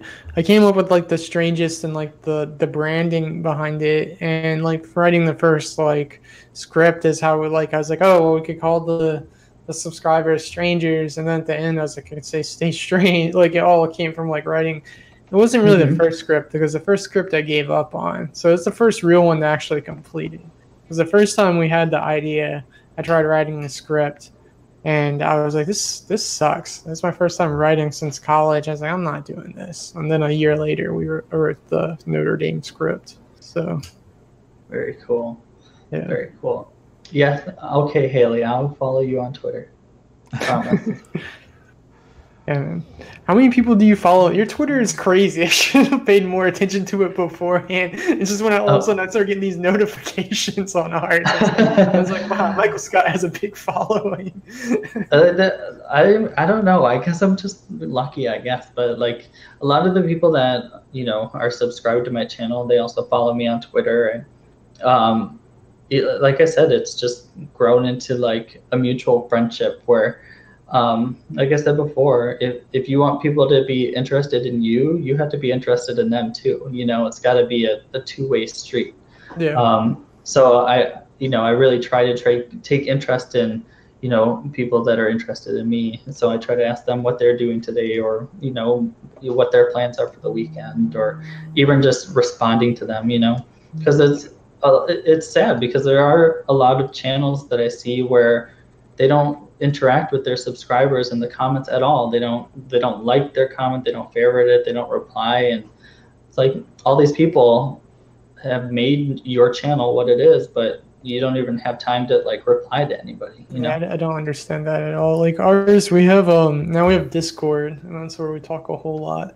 So that's really cool to have that connection, because it's like just being able to like text people almost. So even like we had White Owl go missing this week. That was terrifying. I'm glad she's okay. So last thing she said was like, oh, I'm going out with some friends. Then don't hear from her for like 5 days. It's like, did she just get butchered? No. Carrie, I'll follow you too, I promise. Yeah. I'll follow everybody. I'm on a follow spree. There we go. Sorry guys, I'm still... Okay. So, Michael, what's the scariest thing you've ever had happen to you when you were out at a place that like truly like terrified you? That's a good question. It's hard. The scariest thing that happened to me actually wasn't even paranormal. When me and Matt, we went to this water tower to do an investigation there, because the trail and the tower was said to be haunted. So of course we went up there at night, and while we were up there, we noticed that off in the distance we could see these kind of like headlights coming towards us, and granted everything around us was desert landscape. So we were up there and I'm doing my thing, and all of a sudden we noticed the lights are getting closer and closer, and then we could hear that it was like a four-wheeler like coming at us. So I'm like trying to pack up my stuff really quick, and Matt's like running halfway down the hill, and we had this like guy on this four-wheeler like chasing us away from the water tower. That was like the scariest thing that has ever happened. And one of the people that watched that video later, she commented on it, and she's like, you guys are really lucky, because the people there are crazy. They're like have chased people away from that tower with like guns and stuff. I'm like, oh my God, I could have gotten shot. But yeah, that's the scariest like non-paranormal thing. Other than that, it's really weird when I'm investigating. I get kind of spooked, but if something happens, I usually get more inquisitive than I do scared. Like I want it to happen again to make sure that's really what I was hearing. Yeah. But I think when I went and did that Slender Man ritual in the woods, I think that was when I was the most scared, because I was out there in the woods by myself doing this ritual, and then on the spirit box I heard what sounded like something say Slender Man. So then I was like, nope, I'm out of here. I'm done. I'm gone. No, I don't blame you. That's pretty scary. I mean, people on 4-wheelers trying to chase you away is also scary, like real people. So like it was so crazy too. So what does your husband think of everything? Is he supportive? Does he ever get freaked out by the stuff, like thinking you're gonna bring home something haunted or scary? Because my wife, she doesn't really believe in stuff, but at the same time she's like, you better not get our house haunted. Yeah. So he's supportive, but he's not a fan of the paranormal. He gets creeped out very easily. He gets scared by that stuff very easily. So I bring him every now and then because I know people do like to see him in the videos, but yeah. I try to respect him too, knowing that he's not very fond of the paranormal. But he gets it. He understands why I like it, and he'll go he'll go to locations like that one where I feel like I need somebody else to be there just in case it's unsafe. So yeah. I mean, that's so. Do you ever go? I know, right? No, it is. I mean, it makes a difference. Do you ever feel like you've brought something back, or have you ever been like kind of like late at night after something, like during the witching hour, think something like happened? Like, it's funny because recently, I think it was maybe like a month or two ago, I did a video on it. I was in my house and I came downstairs, and while I was standing downstairs, it was really quiet, and I thought Matt was hiding, trying to scare me. So I just stood there, and I was staring down the hallway. And as I was staring down the hallway, I saw a shadow kind of walk out, and then just kept walking like right in, like straight through the wall. Yeah. And at first, I just dismissed it. And I was like, it's your mind playing tricks on you, or it was Matt creating the shadow. And then Matt comes walking in through the front door. So he was outside the whole time. So there's sometimes when I feel like maybe some things do come back with you, but I think more often than not, the ghosts are content in the places that they're at, and they're not going to leave. You know what I mean? I think what happened in my case is, I think a lot of times spirits just kind of pass through, and I think that's what happened. I think one was just kind of traveling through. Yeah. If you had the chance to come back as a ghost and haunt people for the fun of it, would you?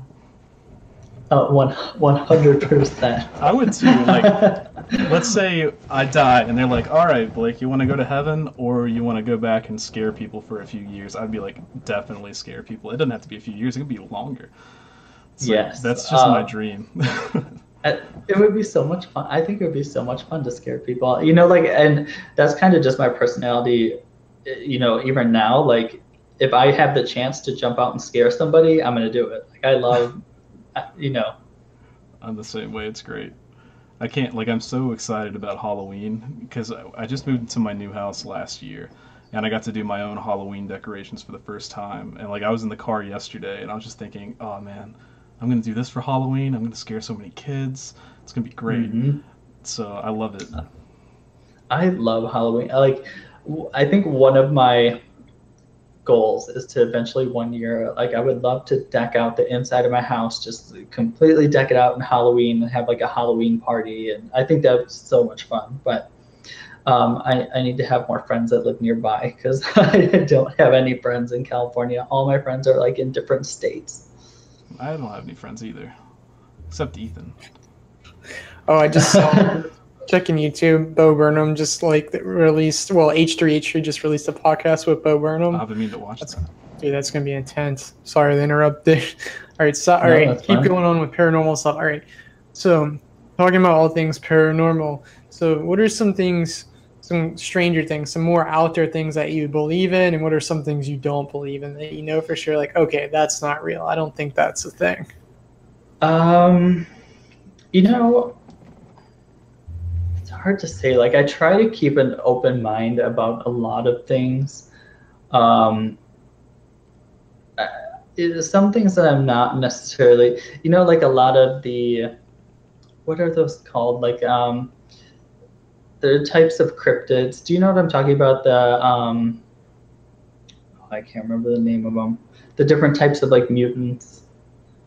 Like, what I'm trying to think. Like, do you mean like, what do you call it? There's an island off in New York. I There's think one it's called mutants in Marvel, and then like I think it's have to call it Inhumans. Yeah. Like a lot of that type of stuff. Like It's called the X-Men.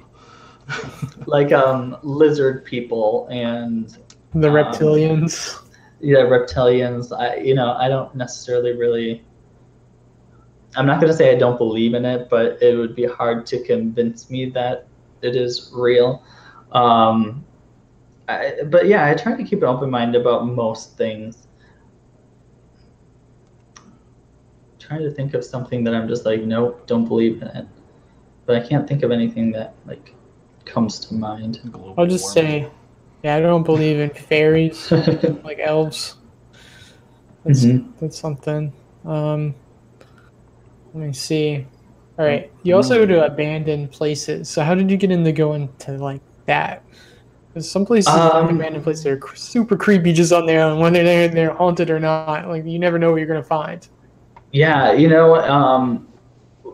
even like this is another thing as teenagers we used to do all the time. Like I grew up in Wisconsin in a small town where there really wasn't much to do, so we had to find ways to entertain ourselves, and that's what we would do. We would try to find different abandoned places to sneak into at night as teenagers, and we used to have this.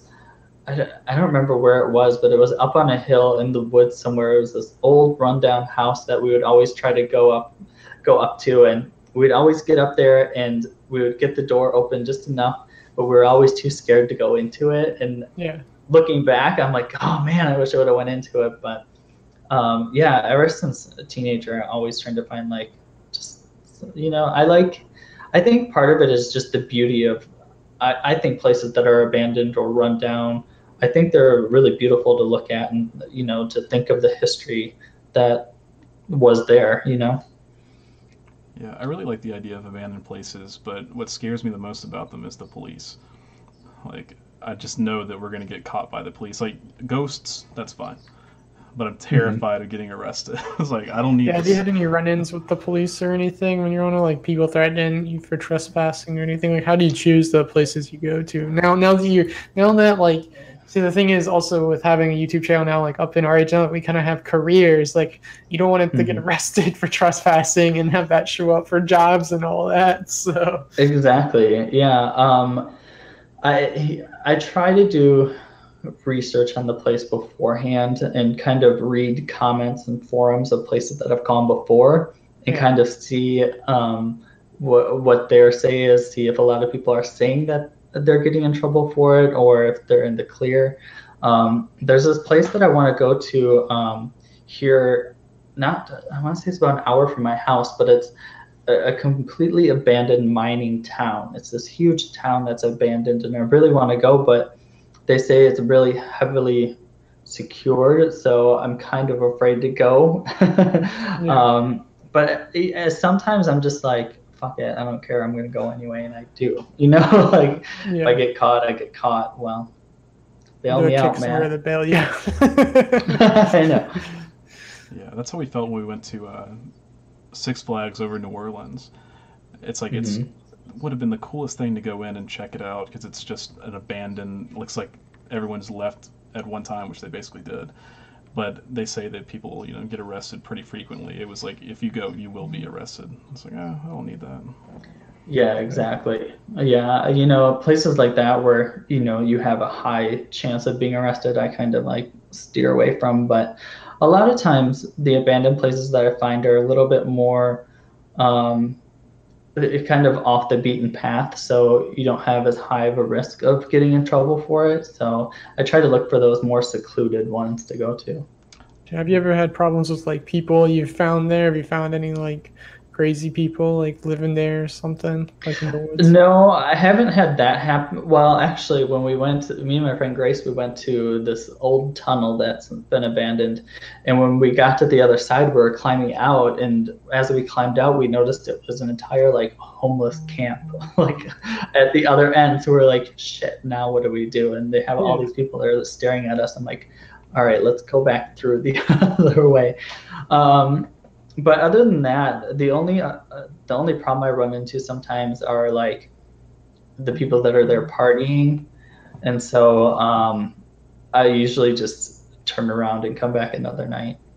Yeah, I mean, I think like I really like your abandoned stuff during the daytime stuff because you get some really crazy footage, like shots, and it's like really cinematic looking, and it makes you really like feel like you're there. It's one of my favorites.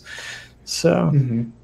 Yeah, that's one of my favorite things. Like what I do in my kind of spare time. A lot of the channels that I do watch in my spare time, besides the paranormal creepy ones, I watch a lot of different photography channels and showing you tips and tricks on how to like get different shots and angles, and that's what I like to watch to help incorporate into my videos, because I think it is really fun to almost put somebody in the situation and set the mood with the different type of music or sound effects and stuff like that. Yeah, it really helps. I mean, one day, like I'm like to hope as we keep growing, like keep stepping up, like the production value and stuff. Like a couple of people shit on the brain tumor video we just did about the production of that, but it was also shot with all fluorescent lights. I don't want to say that word in the office, and that was kind of rough. But then that's the thing too, is like I have to remember this sometimes too, like that recent video that I mentioned earlier about my ghost hunting fail. Like I have to remember that not every video I do is going to be my top video. You know what I mean? Yeah. You're gonna shoot videos, and sometimes they're not going to turn out the way that you plan. But I just try to keep them up anyway to show people that what, not everything's going to be perfect. Yeah, I mean the main thing is like they keep grinding out and like actually making the content. I found a few like really tiny channels that had like 100 or 150 subscribers. I had like 3 really good videos, and then they never made anything else. And they were like insanely perfect, like almost like they were like film students or something, and tried to make a couple of videos but didn't get, I guess, the reaction that they thought, and that's it. And it's just like if you guys would have just kept like posting, even if it wasn't as good as this, like if it was half as good as this, you'd be a giant channel, like because the quality was there. And that's the thing too, is you kind of see who's in it for the passion of it, or if they want to be in it just to be YouTube famous or make money, because the people that are in it for the wrong reasons, they end up leaving if they don't have success overnight. You know what I mean? Yeah, because it is kind of a grind. Like you're talking about, like how collaborations either work or you don't. Like even if you have a big collaboration, so you can get in your head like, oh man, this is gonna be it. We're going to the top now. But there's no guarantee at all that you'll even get like 10 subs off of it. So you gotta be like ready to hustle and have something else planned to keep people's attention. And now with the algorithm, you have to keep the 5 or 10% people who are watching your videos. You got to keep their attention. So. Exactly. Yeah, you do a collab and you have all these new people subscribe to you, and then you're like, okay, well now I got to make sure that my videos are just as good as the last one, if not better, so that these people aren't like, okay, this isn't what I signed up for. Yeah. That's why we make sure that we never put out a really good video. So we never outdo ourselves. It's always working. You just set the bar low, and you don't have to worry about it, right? Yeah, so you just gotta aim low. You guys always have great videos, and you guys always have a lot of like knowledge and history packed into your videos. So I mean, if like that's why I subscribe, and that's why I've stuck around. Like you guys always have really good content. So I appreciate that. We appreciate that. Yeah, it can be frustrating a little bit. So you never know. Some videos are, I don't know. It'll be fun. The video tomorrow, Flagler, has a lot of history and stuff behind it. Like we able to get some really good Not just like some to me, like our haunted university ones are like kind of the easiest ones to do because it's the ones we've done the most of. But this one has a lot of like we got a lot of the lore and stuff behind it. And it used to be a hotel, and I wish I would have. I have a Flagler College shirt. I guess I'll wear it next week. But they had them on sale for summer at their bookstore. I was going through the footage and you just see Ethan going through the shirts. It's like I should like just put this in the they're video. on sale. Yeah, and you know, after the more videos you do, you kind of learn what works and what doesn't work. There are videos that I've done where I was super excited to put them out, and I'm like, oh, these are going to be so good, people are going to love these, and then nobody watches them. And then, you know, there are other videos where I was in a rush to do it and it's kind of like half-assed, and I put it up and then all of a sudden everybody watches it and I'm like, no, that's not the one I want you to watch. I want you to watch the other one. But, you know, you never know what people are going to be interested in. You really don't. Yeah. It's just, I don't know. Because I've noticed the ones that I think are going to do well, it's usually the opposite. The ones I don't like, they'll do great. The ones I do like, it's like, nah, whatever. The ones I put the most work into, people are just like, whatever. But it's okay. That's part of the territory that comes with YouTube. Yeah, like with me, I have like passion project videos. I also have a couple that are more like I think are more geared to like the bigger view for us. I mean, big views aren't much, but the ones where we're gonna hit into like a couple thousand, like the Lost Cosmonaut, I kind of had an idea that was gonna be decent because our conspiracy videos do well. Except I just heard like on, I guess, PewDiePie, but it was probably on Philip DeFranco too, where they're talking about they're going to really crack down on conspiracy videos as fake news. So that's going to get hit really hard. So now that makes me sketch them. He's going to have a tough time. I really like conspiracy theory videos, though. Yeah, I think it's kind of a shame that they crack down so hard on conspiracy theories because, you know, especially, you know, like for example, Shane Dawson, how he puts out there in the before the video that it's not meant to hurt anybody, it's just a theory. Like I as long as people preface the video with that, I don't see a problem in conspiracy theory videos, you know? Yeah, I mean, it's not like it's trying to be passed off as news. I mean, you can almost say like real news, it has its own conspiracies in it. Like you just turn on the TV, everyone's trying to push an agenda of some kind. So yeah, I mean, where do you draw the line? Anything could be a conspiracy. Like a theory could be a conspiracy. So I don't know. That's a dangerous rule to implement. Yeah. Well, I mean, and then there's some conspiracy theories that are true. Like for the longest time, it was this big conspiracy theory that Apple would slow down their products from generation to generation. And then you find out that they actually are. So, you know, some of these turn out to be true. Or the government really is watching everybody because apparently they have all the time and resources to do that. Still can't believe that that's a thing. Like, it's definitely something I could see as a conspiracy theory, but the whole like NSA thing that they actually spend all the time and money to collect and log everything is crazy. So, it's a depressing time. Now we're going to get demonetized for just mentioning this. The algorithm's going to catch it. We said conspiracy somewhere in it. So. Well, last time we mentioned it on stream, we got monetized, so it's about time we get demonetized. Oh, yeah. I think he'll be fine. Like, I always just have to, I don't know, I think it's changed a lot. I have to be careful of things that I put in my title or in my tags or description, because there are some things that I notice that get flagged a lot quicker than other things. So you just have to be careful what you put in there. Yeah, I think that's from what noticing when we got monetized, the ones that got hit for like being demonetized, I think it was all just based on like tags and the description or the title. So trying to watch out for that. But the ones that already got hit, I'm just like, fuck, we're just going to put whatever in it. It's free for all now, YouTube. I know. So. Yeah, because the rabies video that we did got demonetized. It's like, rabies? It's like, yeah, that makes no sense at all. It's whatever YouTube. And the bad thing is that, like, to get it reviewed, you have to have 1,000 views in the last 7 days, and it's like, well, that's not gonna happen. We go viral or something. So yeah, and that's like, that sucks, because I understand having to flag a video, but if you're gonna flag a video, everybody should be able to be reviewed, not just people that hit a certain threshold. Like, if you're gonna flag my video, then you should review it too. Yeah. I agree. Um, Haley said the music is hard because of copyright.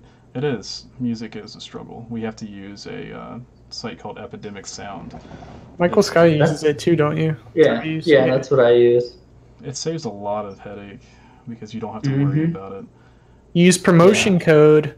I don't know if you don't have use promotion code. I use Peter McKinnon, the YouTuber. I doubt that one's still active, but it gave us like three months free and like a discount for like another month or something. But it was cool.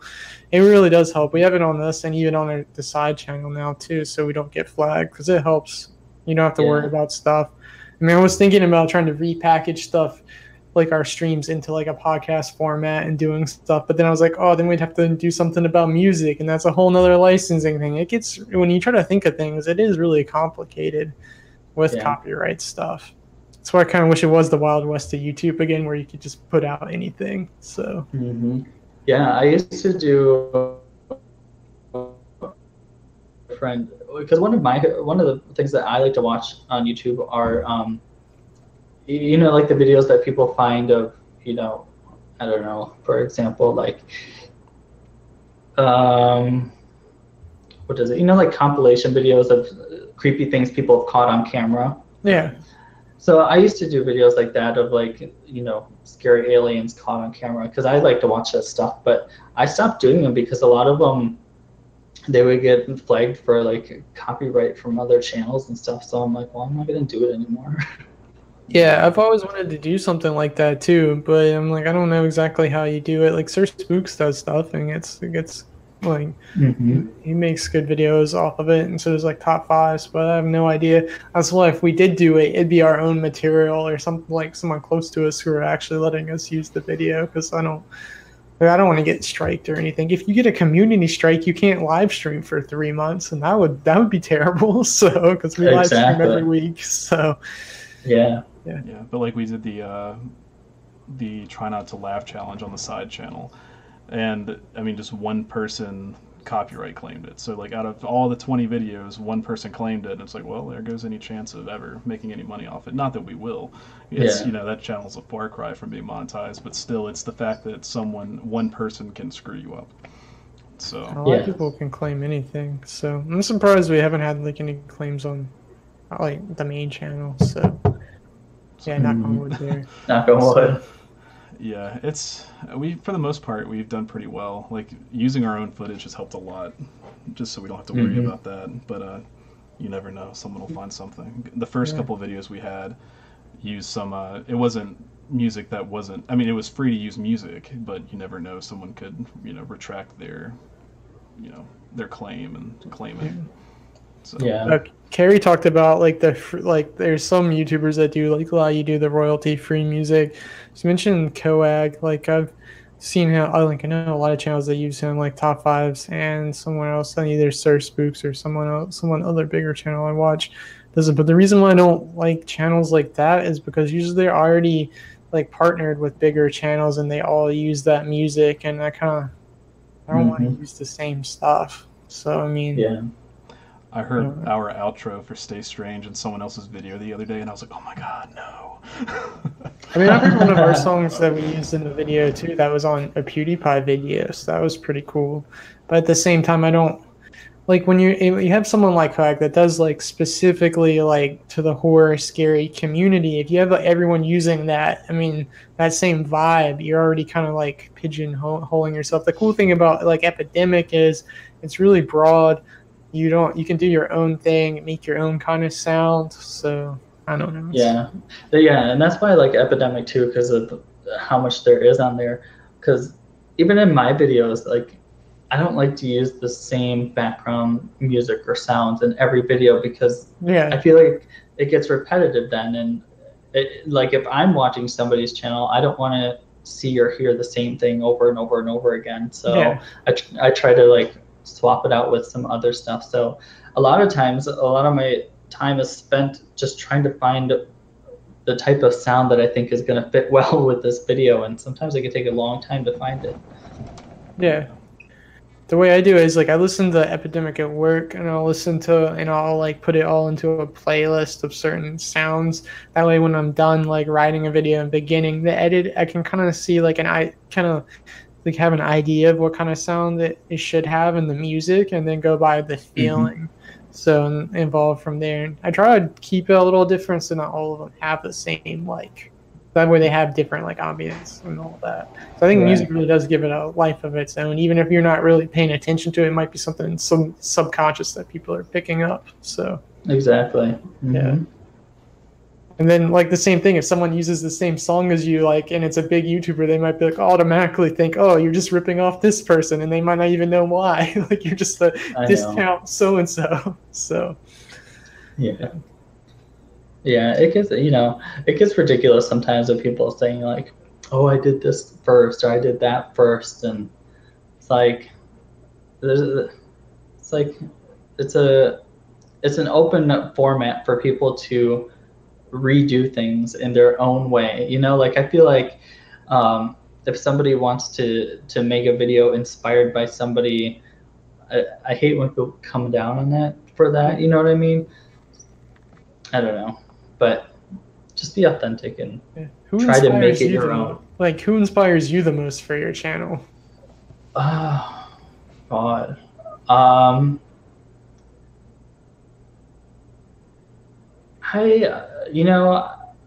Right now, I would have to say Shane Dawson, just because of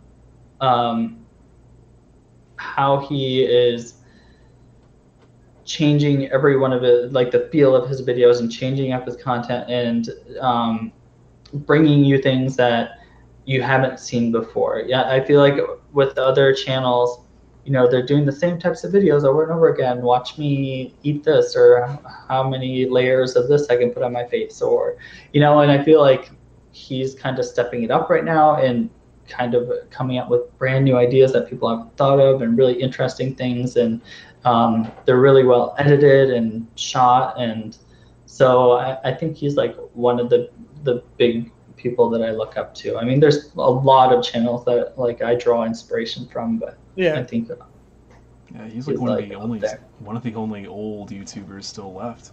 Like I think he and Philip DeFranco are the only ones that are still around from when I started watching, and that was years and years ago, way before the PewDiePies and the Markipliers. Back when Shane Dawson had hair down to his shoulders. There's not like there aren't a lot of big YouTubers that I watch. I think Shane Dawson's one of them. But other than that, a lot of the channels that I watch are, smaller channels, just because I feel like a lot of the smaller channels are putting more time and energy and creativity into their videos because they have to try to stand out or get ahead, whereas people that have already made it, they're kind of just comfortable and they're just kind of doing the same things over and over. So that's why I kind of like to look at the smaller channels. I think bigger channels get into a groove. Like they know what's successful, and they also kind of get pigeonholed by their subscribers. And they don't want to break the mold and do something different, because by then a lot of them are making a livelihood off of it. They don't want to see that drop. So doing something different could really hurt them in a way. So, but no, I like totally. No, what Shane Dawson's been doing a lot is like I've even heard him like talking, like I've heard a wide spectrum of YouTubers that I follow like just mention him and talk about all the stuff he's doing, and that's crazy. Just thinking about these bigger YouTubers from all kinds of different genres are mentioning him and talking about what he's doing. So it's exciting. It's cool just to see that people can make that much of a difference. So yeah, and that's the thing too, is like when I look at a channel or somebody's content that I want to draw inspiration from, I always like to look at what kind of person they're portraying too.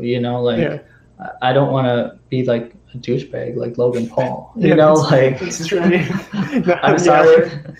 I'm sorry if there's any Low Gang members here, but I'm just not all about that. I haven't even ever watched a video except the Forest video, and that's only parts of it. I didn't watch that directly. Those just people had it clipped or whatever. About that. Oh, whatever. Screw them. They'll do anything to make money. They're literally like, we're gonna merchandise anything. Like I wouldn't, if I had to name someone who sold their souls, it's probably them. Definitely. Yeah. But yeah, like a lot of the channels that I love are, like I love your guys' channel, and I love my friend Kyla's channel, and Sir Spooks, and Cryptid Hunter, and I love who else is there? I love Brittany, of course. She's one of my friends, and there's just so many like channels that I love watching their stuff and drawing inspiration from them, and I think everybody's just so creative. Yeah. White Owl said I really like Good Mythical Morning. That's another channel that I've always, back when they were Rhett and Link, I used to watch them a lot more. But that was like one of my inspirations to make YouTube stuff. I really like them. They've been around a while too, haven't they? They have. I think Rhett and Link have been around just about as long as like Philip DeFranco. Maybe not quite as long, but Good Mythical Morning was like a podcast that just kind of took off and became their main channel. But it's good stuff. And they're pretty, down to earth. I like to see people that are, creating their own original content, unlike Logan Paul, and it's so disheartening to see how many subscribers you can get by just being a total douchebag to everyone you come in contact with. And I don't know. You're leaving an impression on all those people that watch you. Yeah, and they're all children, so the children are coming up and they're thinking, oh, this is how I should behave, and we're just going to die. The whole country's, the whole world, it's going down. It's just going to blow up one day. Ugh, scary. But so how do you deal with like negative stuff on your channel? Do you delete negative comments? Do you reply to them? Do you even like give them a second thought? What do you do when you see that? 99% of the time I just delete it, move on with my day, because I'm going to put my energy into positive people on my channel. I'm not going to spend my time replying to some asshole. I'm going to reply to the people that are nice and kind and support me. But every now and then I don't know if it's just like you're having a bad day or whatever, and they say something to you, and like I just go off. I'm like, fuck you too. But but for the most part, I just try to like whatever. I don't care.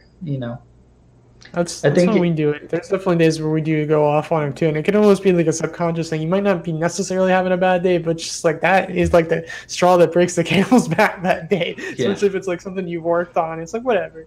My main thing is like I'm really bad about it. You probably like someone, if they keep up with our comments before I delete it, sometimes I'll always be like, it's better than a video you've ever made if it's someone who's never even have a video on their channel. So it's always fun to go onto the YouTube thing and see each other like cussing out someone else. Not cussing, but like just like tearing a commenter apart. It's like, oh, good. I try not to do it though, because you never know how you could get like a cyber stalker, and they'll be the one who dislikes your video every time or do something crazy. Exactly. Some people have too much free time on their hands, so and plus some trolls really get off to it. So we had one get so upset because I did a creepypasta about Lavender Town Syndrome, which is like a Pokemon creepypasta, and they were like, "This isn't real. This is garbage. Unsubscribe." And then we had another person unsubscribe because we had Apex TV on. It's like, are you serious? It's like people are so. What is you having? It's so stupid too. Like just because you have somebody on your channel, like that doesn't define who you or what your channel is. Why can't you have other people on and talk to different types of people and see what they think and get other people's points of view? It's like I don't think people should unsubscribe just because you're branching out. Yeah, I really like the Apex thing because that's someone I had watched a long time before he even started doing the crazy time travel stuff. So it was really interesting. So, I mean, it's good to talk. See what everyone's doing. I mean, and it's weird too. Like a lot of times, people can call me like the most foul things, and I don't care. But as soon as they say, "Well, you should have shot the video like this," I'm like, "Really?" I'm like, "Where's your channel? Let me see what you're doing." Like. But it's weird the comments that you'll just let slide, and then like the little one will just like send you over the edge. Yeah. So what's the best part about having a channel? Oh, thank you, Nightmare. That's awesome, man. Thanks so much.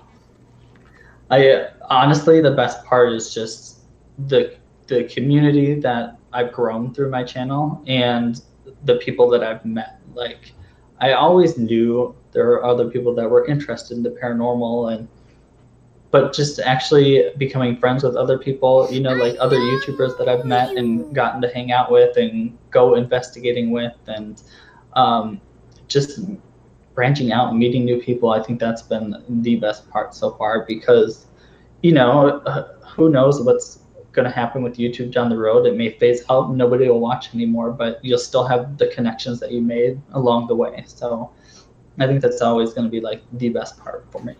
That's something. All right. All right. Do you have a plan B if something with YouTube goes south? Like, what's your thought on other like video platforms? I mean, Instagram now has like IGTV. There's always Twitch. What have you thought about something if like YouTube just sank? I don't think it is gonna sink like some people. Yeah, like, I don't think YouTube's going anywhere. I think it's going through changes like everything does. I don't think YouTube's going anywhere. Yeah. But I want to start doing more stuff on IGTV, and not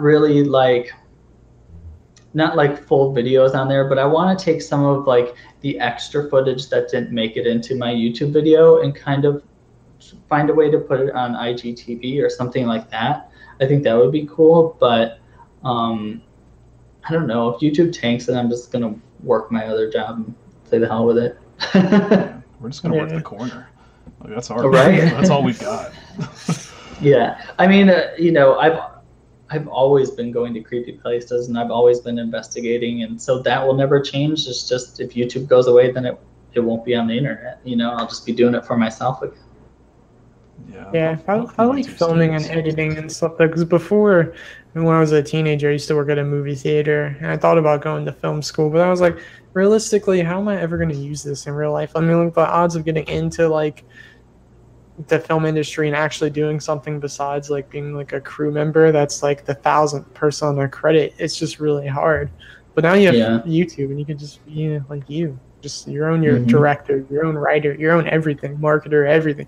I mean, it's hard at the same time, but you're also like, you're in control of everything yourself, your own destiny. So exactly, yeah, that's one of the things that I like the most. You know, don't get me wrong, I love filming with other people and collaborating. I love it, but there's a side of me that loves going to these places by myself too, because I can just do what I want, and I don't have to worry about what they're doing in their video, and I can be creative, and I can try something, and if it doesn't work, then I don't look like an ass in front of people. I'll just look like an ass to myself, you know? So, you know, it's always nice to do things by yourself too, because then you can really try different things.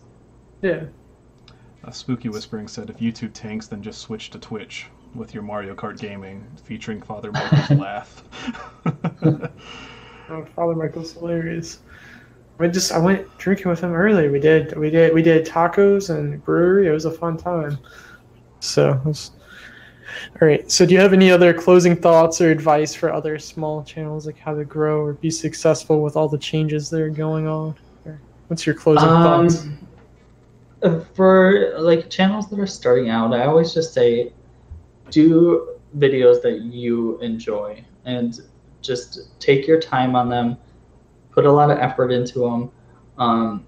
Make it something that you yourself would want to watch, and don't expect your first video to be perfect. Mine was far from perfect, and they still are far from perfect, but you'll get better over time, and slowly you'll grow, and you'll meet a lot of cool people, and don't let the negativity bother you too much, and just, you know, do it because you love it, not because you want to be like YouTube famous or something. There has to be a passion behind it, otherwise you're not going to go anywhere.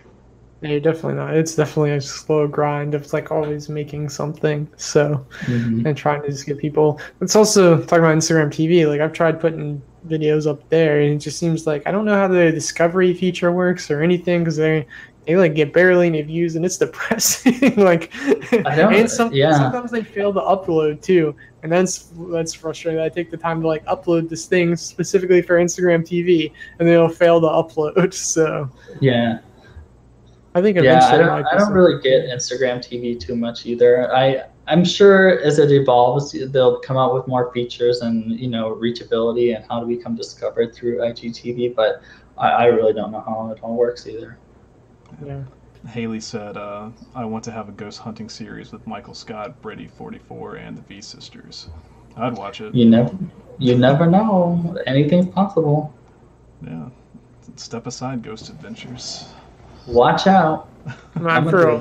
I mentioned this before, but if you like, if Lore, that podcast, it's a good podcast, but if they can have a TV show, anyone can have a TV show. And you got Netflix, Amazon buying stuff. You just gotta hustle hard. I forgot what it was, but there's one YouTube channel. It's not paranormal, but it's something where they literally, like Amazon or Netflix, I don't remember which one, just bought the rights to it and just like edited all the like 3 of the videos into one episode and then re-uploaded it as like episodes to like one season. I'm like, that's crazy. Now he's just getting that. So, wow. I don't know. But thank you so much for joining us. Anyone who's new, we do live streams every Friday, same time, like starts at 8 o'clock Eastern, or if you're California, 5 o'clock. It's a lot of fun. Next week we have Vidith on. Then the week after that, the 27th, we're going to have a bunch of people on doing Reddit versus the horror community of YouTube. The people are getting demonetized off of like Reddit stories and how that's affected the community. And from there, it's a mystery. Hopefully, eventually, we have a cryptocurrency thing eventually planned. I don't know when that's going to do it. Shane Dawson, PewDiePie. Yeah. They're coming. Let's see who else. Oh, I'd still want to like get. Let's see, Sir Spooks, and I mean, there's definitely a lot of people that's reachable. So, and plus, if anything, I'd like to also do like a Patreon stream where we have patrons or Discord people. That's eventual. That'd be in the next month or something. So. And thank you guys for thinking of me and having me on. And we definitely need to find something to do for like an in-person collab and go ghost hunting. Dude. It'd be so much fun. Just thank you so much for all this stuff, like hanging out, doing stuff, like the first collaboration, because that really made a difference in our channel. Like just being able to like they gave us the confidence to reach out to other people, try to do collaborations, try to do stuff, and just your channel is really inspiring to me. Just all the stuff you put out, it's high quality. It's crazy. Like, it is awesome. And you never know. And just with your collaborations, like I never know who you're going to be doing stuff with next. And it's exciting. And like with it's really exciting. I got a text message, so hold on. The guy at Crypto said watching your live stream. Yeah, Puff, well, definitely. I want to do a live stream with you about cryptocurrency. I invested in cryptocurrency for the first time 10 days ago. So we'll see. Yeah, but thanks again. Happy Friday the 13th, everyone. Sorry we had a couple struggles today, but next time hopefully it'll be smooth. And, and MichaelScot, you should get Discord and like make your own server be on ours, because it's really cool to talk to people. So. Yeah, join Well, I'll have to look into it. It's really posted the link. It's over there. Yeah, Blake talked me into doing it, and it's a fun time. I mean, you get to talk with people. I mean, it's like Twitter on steroids, or any social thing on steroids. It's really cool. Awesome. So sorry for keeping you so long. Thank you for being awesome with your time. Of course. Yeah, and Carrie just posted all of Michael Scott's information. It's also in this description of the video, so be sure to check him out if you haven't. Yeah.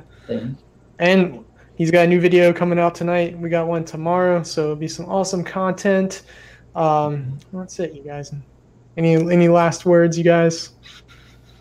Happy Friday the 13th. Yeah, exactly. You still have you got 3 more hours than us in Friday the 13th. You never know what's going to happen. I know. It's only 7 o'clock here. I'm good. Yeah, we got 2 hours to go. It's about to end. We've already had a rough day. So, all right. Well, everyone, again, thanks for watching. We appreciate it. Thanks so much to everyone that donated and subscribed. You guys are the best. And it means a whole lot. If you're not part of the Discord, for real, join. We talk every day on it. It's a fun time. The community is really big. You won't be disappointed with it. So yeah. So everyone, enjoy your weekend. Keep struggling, and as always, stay strange. Stay strange. Bye, guys. Bye, guys.